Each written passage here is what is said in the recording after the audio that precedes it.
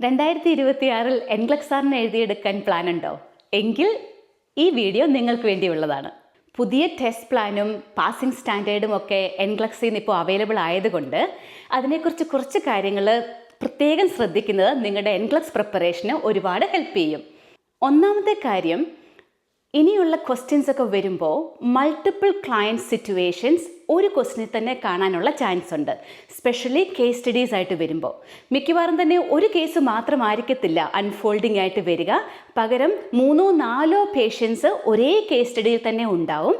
അപ്പോൾ അവരുടെ ക്ലിനിക്കൽ പ്രോഗ്രസ്സിൽ കൂടെ കടന്നു പോയിട്ടുള്ള 6 ക്വസ്റ്റ്യൻസ് ആയിരിക്കും മിക്കവാറും നിങ്ങൾക്ക് കേസ് സ്റ്റഡിയിൽ കാണുക. അതുപോലെ തന്നെ സ്റ്റാൻഡ് അലോൺ കേസ് സ്റ്റഡീസും ബോട്ടൈ ക്വസ്റ്റ്യൻസും എപ്പോഴും അവൈലബിൾ ആവാൻ ചാൻസ് കൂടുതലുണ്ട്. അപ്പോൾ ഇതിനു വേണ്ടി എങ്ങനെയാണ് പ്രിപ്പയർ ചെയ്യേണ്ടത്? തിയറി മാത്രം അറിഞ്ഞതുകൊണ്ട് നമുക്ക് NCLEX RN പാസ്സാവാൻ ബുദ്ധിമുട്ടാണ്. പകരം ഈ തിയറി എങ്ങനെ അപ്ലൈ ചെയ്യണം, എസ്പെഷ്യലി ഓരോ കോണ്ടെക്സ്റ്റിൽ. അതായത് ചിലപ്പോൾ ഒരു കേസിൻ്റെ സൈൻസ് ആൻഡ് സിംറ്റംസ് പറയുമ്പോൾ അത് എക്സ്പെക്റ്റഡ് ആയിരിക്കാം, അല്ലെങ്കിൽ നോർമൽ ആയിരിക്കാം. പക്ഷേ ആ സെയിം സൈൻസ് ആൻഡ് സിംറ്റംസ് വേറൊരു കേസ് സിനാരിയോയിൽ വരുമ്പോൾ അത് ചിലപ്പോൾ ഒരു കോംപ്ലിക്കേഷൻ്റെ ഒരു ക്ലൂ ആയിട്ടായിരിക്കും തരിക. അപ്പോൾ അതിനെ ഡിസ്റ്റിങ്ക്യൂഷ് ചെയ്യാനും എങ്ങനെ അത് നോർമൽ ഏതാണ്, എക്സ്പെക്റ്റഡ് ഏതാണ്, അതേസമയം പ്രയോറിറ്റി ആയിട്ട് ആക്ട് ചെയ്യേണ്ടത് എന്താണ് എന്ന് തിരിച്ചറിവ്, അതാണ് നമുക്ക് വേണ്ടത്. അതിനു വേണ്ടിയിട്ട് നമുക്ക് വേണ്ടത് ക്രിട്ടിക്കൽ തിങ്കിങ് ആണ്. എങ്ങനെ ചിന്തിച്ചെടുക്കാം, എങ്ങനെ കണക്ട് ചെയ്തെടുക്കാം, എങ്ങനെ ഓരോന്നിനെയും നമുക്ക് എലിമിനേറ്റ് ചെയ്യാം എന്ന് നന്നായി പ്രിപ്പയർ ചെയ്താൽ മാത്രമേ NCLEX RN എക്സാം നമുക്ക് സക്സസ്ഫുൾ ആവാൻ പറ്റുള്ളൂ.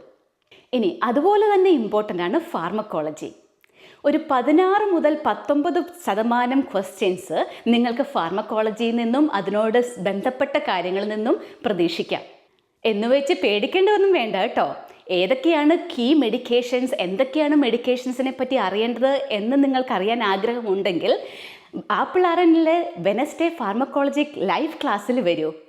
അതുപോലെ തന്നെ പലരും ചോദിക്കുന്നൊരു ചോദ്യമാണ്, NCLEX RN ഇപ്പോൾ വീട്ടിൽ നിന്ന് എടുക്കാൻ പറ്റുന്ന ഒരു സിറ്റുവേഷനിലേക്ക് വരുന്നു എന്ന് കേട്ടല്ലോ, അത് ശരിയാണോ എന്നത്. ശരിയാണ്, പക്ഷേ ഈ വർഷം എന്തായാലും ഇല്ല. NCLEX RN അതിൻ്റെ ബാക്ക്ഗ്രൗണ്ട് വർക്കൊക്കെ നടക്കുന്നുണ്ട്. പുതിയ ടെക്നോളജി വെച്ച് എങ്ങനെയാണ് വീട്ടിലിരുന്ന് തന്നെ NCLEX RN എടുക്കാൻ പറ്റുക എന്നതിനെപ്പറ്റി അവർ വളരെയധികം റിസർച്ചും പ്രോജക്റ്റുകളും ഒക്കെ ചെയ്യുന്നുണ്ട്. പക്ഷേ ഈ വർഷം എന്തായാലും അത് അവൈലബിൾ ആയിരിക്കത്തില്ല. എന്നാണോ അവൈലബിൾ ആവുന്നത് അപ്പോൾ തീർച്ചയായും നിങ്ങളെ ഞങ്ങൾ അറിയിക്കുന്നതായിരിക്കും. ഇനി എങ്ങനെയാണ് ഈ ക്രിട്ടിക്കൽ തിങ്കിങ് പ്രാക്ടീസ് ചെയ്യുന്നത് എന്നാണോ ഓർക്കുന്നത്? Don't worry, visit applrn.com. Wishing you all the best.